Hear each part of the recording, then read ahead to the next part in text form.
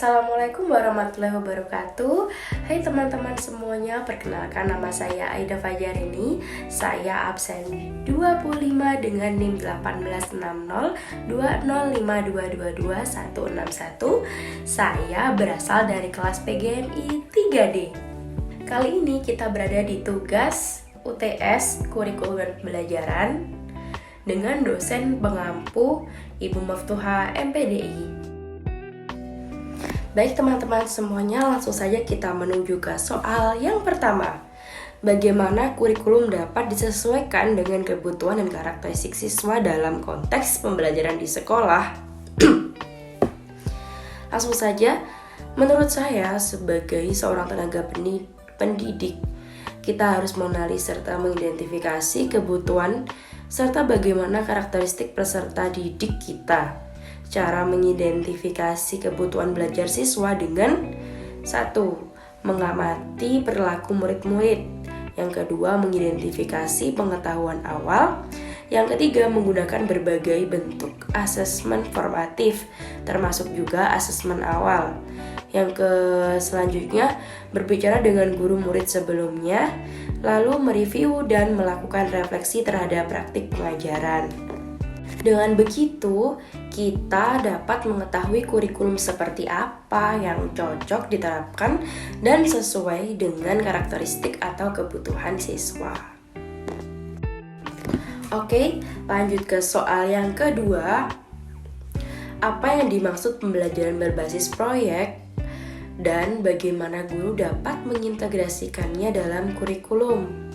Jawabannya, pembelajaran berbasis proyek merupakan pendekatan pembelajaran yang memberikan kebebasan kepada peserta didik untuk merencanakan aktivitas belajar yang kolaboratif, lalu dapat dipresentasikan kepada orang lain. Salah satu cara dalam meningkatkan kualitas pendidikan adalah dengan mengintegrasikan pembelajaran berbasis proyek. Project-based learning adalah proses pembelajaran yang memberikan kesempatan bagi siswa untuk memecahkan masalah yang relevan dengan dunia nyata melalui proyek atau tugas yang mereka kerjakan dalam sebuah tim. Siswa belajar melalui proyek-proyek ini dan menghasilkan produk atau solusi yang dapat digunakan dalam dunia nyata. Pendekatan ini membantu siswa mengembangkan keterampilan dan pengetahuan yang diperlukan untuk bekerja dalam dunia nyata, seperti keterampilan kerjasama, memecah masalah, dan kreativitas. Siswa dapat belajar dengan cara yang lebih aktif dan menarik. Proyek yang menantang dan relevan dengan kehidupan nyata akan lebih menarik perhatian siswa dan memotivasi mereka. Selain itu, metode ini juga membantu siswa untuk memahami konsep-konsep abstrak dengan cara yang lebih mudah dipahami. Selain itu, metode pembelajaran berbasis proyek juga membantu siswa untuk mengembangkan keterampilan sosial dan kerjasama. Dalam proyek-proyek ini, siswa bekerja dalam tim dan belajar bagaimana berkomunikasi, bekerja sama, dan membagi tugas.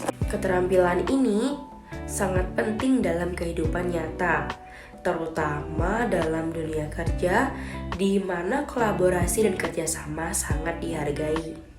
Selanjutnya kita akan lanjut ke soal nomor 3. Bagaimana teknologi dapat digunakan dalam mendukung pembelajaran dalam kurikulum? Jawabannya, teknologi pendidikan secara konseptual dapat berperan untuk membelajarkan manusia dengan mengembangkan atau menggunakan aneka sumber belajar yang meliputi sumber daya manusia, sumber daya alam dan lingkungan, sumber daya peluang atau kesempatan, serta dengan meningkatkan efektivitas dan efisiensi sumber pendidikan. Dengan menggunakan teknologi yang canggih, manusia dapat sangat terbantu dengan adanya sumber-sumber ilmu pengetahuan yang lebih luas dari adanya teknologi pendidikan, karena pada zaman sekarang perkembangan kurikulum pembelajaran tanpa adanya bantuan dari teknologi pendidikan maka tidak akan seimbang atau kurang maksimal. Selanjutnya kita ke soal yang nomor 4. Mengapa evaluasi kurikulum sangat penting dilakukan? Dan berikan contoh konkret evaluasi kurikulum. Baik, evaluasi kurikulum sangat penting karena untuk menentukan tingkat keberhasilan dan kegagalan suatu kurikulum serta faktor-faktor yang berkontribusi dalam suatu lingkungan tertentu. Artinya, evaluasi akan memberikan judgement terhadap kriteria keberhasilan atau kegagalan terhadap apa yang terjadi. Contoh konkretnya pada evaluasi kurikulum K13. Mengapa beralih ke kurikulum merdeka? Karena ada beberapa kekurangan dalam evaluasi seperti kompetensi kurikulum 2013 terlalu luas, sulit dipahami dan diimplementasikan oleh guru. Kurikulum yang dirumuskan secara nasional belum disesuaikan sepenuhnya oleh satuan pendidikan dengan situasi dan kebutuhan satuan pendidikan, daerah, dan peserta didik.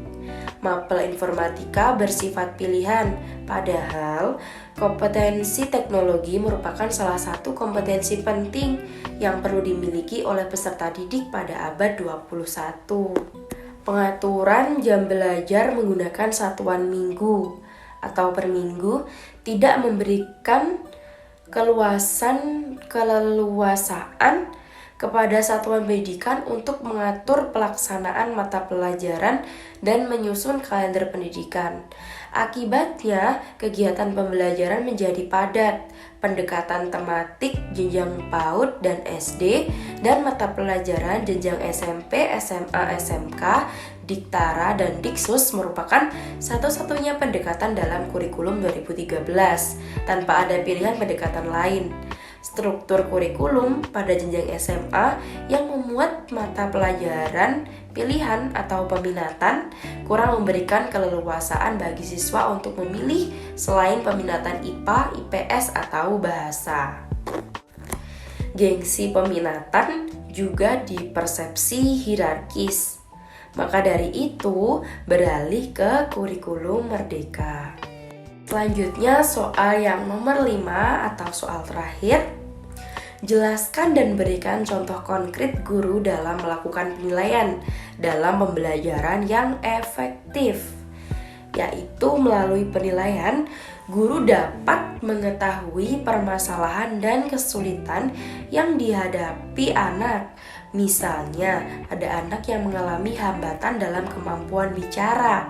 Sehingga dari hal tersebut, guru dapat merencanakan dan menyusun program pembelajaran yang tepat untuk menstimulasi kemampuan tersebut.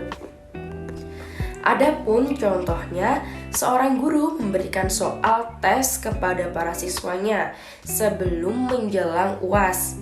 Lalu, guru memberikan penilaian kepada hasil pengerjaan soal siswanya untuk menjadi penyemangat serta salah satu tolak ukur kemampuan siswa dalam menghadapi UAS.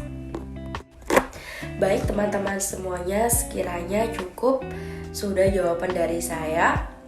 Apabila ada kesalahan mohon maaf, apabila ada kurang lebihnya juga mohon maaf. Wabillahi taufiq wal hidayah. Wassalamualaikum warahmatullahi wabarakatuh. Sampai jumpa lagi teman-teman.